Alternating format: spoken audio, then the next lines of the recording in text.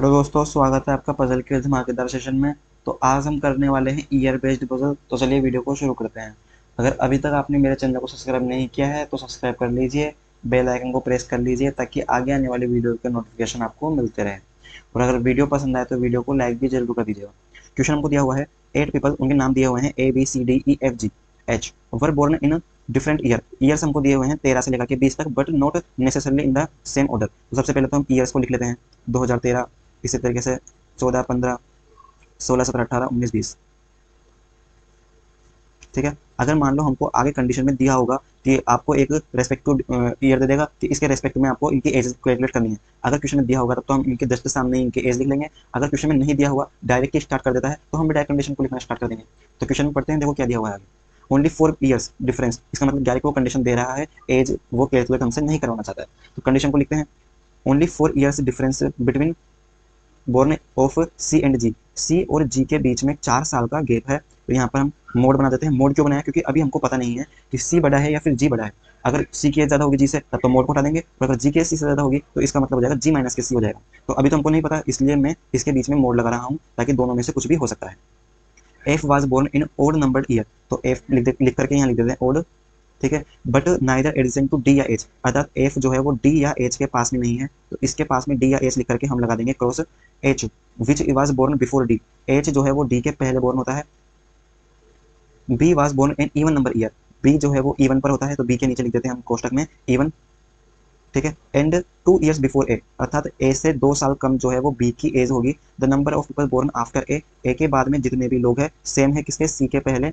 E was born exactly between C and G, C और G के exactly between में कौन है, ई है। अर्थात सी और ई के बीच में जितने लोग होंगे उतने ही लोग ई और जी के बीच में भी होंगे। अब देखो इस कंडीशन को हम कहाँ से स्टार्ट करेंगे।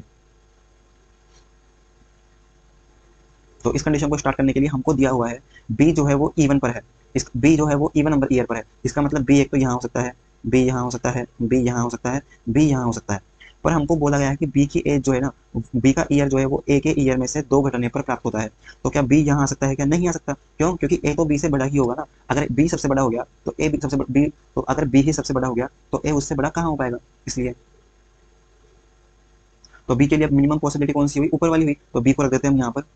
ठीक है। बी और ए के बीच में 2 ईयर का गैप है, तो ए को लिख देंगे यहाँ पर। अब देखो 2016 में से अगर हम 2016 घटाएंगे तो 2 ईयर्स तो आएंगे ना, इसलिए हमने यहाँ, अब इसका मतलब हमारी ये वाली कंडीशन पूरी हो चुकी है। ठीक है। ए के ऊपर जितने लोग हैं उतने ही, ए के नीचे जितने लोग हैं उतने ही लोग सी के ऊपर है।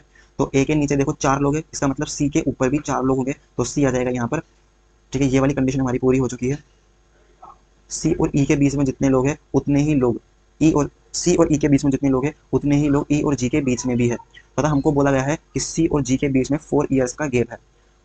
ठीक है। 4 ईयर का गैप है। अगर मान लो मैं जी माइनस के सी इसको लेकर के चलूँ कि जी माइनस के सी इक्वल टू 4 लेकर के चलते हैं, मान लो सी की वैल्यू 17 है, इसका मतलब जी की वैल्यू कितनी आ जाएगी, 21 आ जाएगी, 2021।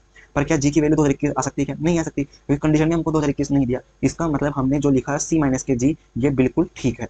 सी की वैल्यू अगर 17 है तो इससे जी की वैल्यू कितनी आ जाएगी, 13 आ जाएगी, तो जी आ जाएगा यहाँ पर। ठीक है। अब हमको बोला गया था जी ई और सी के बीच में बराबर लोग है, इसका मतलब ई आ जाएगा यहाँ पर। अब देखो जी और ई के बीच में एक पर्सन है, तो ई और सी के बीच में भी एक ही पर्सन होगा। मतलब अभी तक तो हमारी कंडीशन बिल्कुल ठीक चल रही है। ये वाली कंडीशन भी हमारी पूरी हो चुकी है। डी के ऊपर एच है। ठीक है। डी के ऊपर एच है। मान लो मैं डी को यहाँ लेकर के चलता हूँ, तो डी के ऊपर एच हो जाएगा यहाँ पर। अगर मैं डी को यहाँ लेकर के चलता हूँ तो एच हो जाएगा यहाँ पर। अब हमको बोला गया था कि डी या एच में से किसी के पास भी एफ नहीं होना चाहिए, और एफ आना चाहिए ओड नंबर पे। तो क्या एफ के ओड नंबर के लिए कोई जगह बची हुई है? क्या नहीं बची हुई। इस कंडीशन में भी केवल 20 बच रहा है, और 20 ओड होता नहीं है। इस कंडीशन में भी केवल 18 बच रहा है, और 18 ओड होता नहीं है। इसका मतलब हमारी मिनिमम पॉसिबिलिटी गलत हो चुकी है। तो अब हम दूसरी पॉसिबिलिटी लगाएंगे। पहली पॉसिबिलिटी तो क्या थी, बी को हमने यहाँ माना था। अब बी को मानेंगे हम 2016 पे, 2016 पे मान करके आप पजल को सोल्व करते हैं। ठीक है। तो मैं इसको इरेज कर देता हूँ, सारे नाम इरेज कर देता हूँ। ठीक है। और अगर मान लो बी 2016 पे भी गलत हुआ, तो बी को हम लेकर के चलेंगे 2018 पे, और 100% फिर 2018 पे हमारा आंसर बिल्कुल सही आएगा। ठीक है। तो अब लिखते हैं हम बी को 2016 पे। ए से 2 कम बी की एज है, तो ए आ जाएगा 2018 पे, क्योंकि ए से 2 कम देखो बी की एज हो जाएगी। ए के नीचे जितने लोग हैं सी के ऊपर भी उतने ही लोग होंगे। ए के नीचे 2 लोग हैं तो सी के ऊपर भी 2% ही होंगे। सी और जी के बीच में 4 ईयर का गैप है। अगर मान लो सी जो है 2015 पे है, अगर हम इससे 4 साल कम ले मतलब 2011 आएगा। 2011 तो कंडीशन हमको दिया हुआ ही नहीं है। इसका मतलब सी, अर्थात जी से 4 साल कम सी की एज है, मतलब सी से 4 साल ज्यादा जी की एज है, मतलब 2019 पे जो है जी आ जाएगा। अब देखो सी और जी के बीच में 4 ईयर का गैप है, ये वाली कंडीशन भी हमारी पूरी हो चुकी है। अब और कौन सी कंडीशन को हम उठा सकते हैं, सी और ई के बीच में जितने लोग हैं उतने ही लोग ई और जी के बीच में हैं, मतलब ई के लिए केवल ये वाली पॉसिबिलिटी बची हुई है। एफ ओड नंबर ईयर पर है, तो 2013, 2014 और 2020 में से ओड नंबर ईयर कौन सा है, 2013 है, मतलब एफ आ जाएगा यहाँ पर, डी के ऊपर एज आ जाएगा यहाँ पर। अब हमको बोला गया था कि डी या एच में से किसी के पास भी एफ नहीं होना चाहिए, ठीक है। तो एक बार देखते हैं डी या एच में से किसी के पास भी एफ है या नहीं। तो यहाँ देखो एफ के पास में एच आ चुका है, मतलब ये वाली कंडीशन भी हमारी पॉसिबिलिटी भी ये गलत हो चुकी है। तो अब बी को मानेंगे यहाँ पर और 100% हमारा आंसर बिल्कुल ठीक आएगा। तो इसको इरेज करते हैं एक बार और अब जो हम बनाएंगे वो हमारा आंसर बिल्कुल ठीक आएगा 101%, ठीक है। तो अब बी को लिखते हैं यहाँ पर, बी है ना, 20 से 2 साल ज्यादा किसकी एज है, ए की एज है, ए आ जाएगा यहाँ पर। ए और एफ का पेयर बन रहा है, अर्थात ए के नीचे जितने लोग हैं उतने ही लोग एफ सॉरी सी के ऊपर है, तो यहाँ आ जाएगा सी। सी और जी के बीच में 4 ईयर का गैप है, तो जी आ जाएगा यहाँ पर। अब देखो 2013 और 2017 के बीच में 4 ईयर का गैप है, तो जी के बिल्कुल हमने सही लिखा है। जी और सी के बीच में, सी और ई और जी के बीच में बराबर गैप है, अर्थात ई जो है वो सी और जी के बिल्कुल बीचों बीच में आ जाएगा। ये वाली कंडीशन हमारी पूरी हो चुकी है।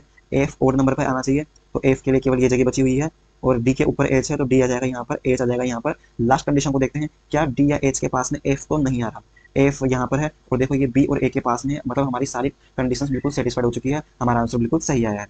अब आंसर में करते हैं C H E D G, C H E D G B F A, B F A, बिल्कुल हमारा आंसर बिल्कुल ठीक आया है।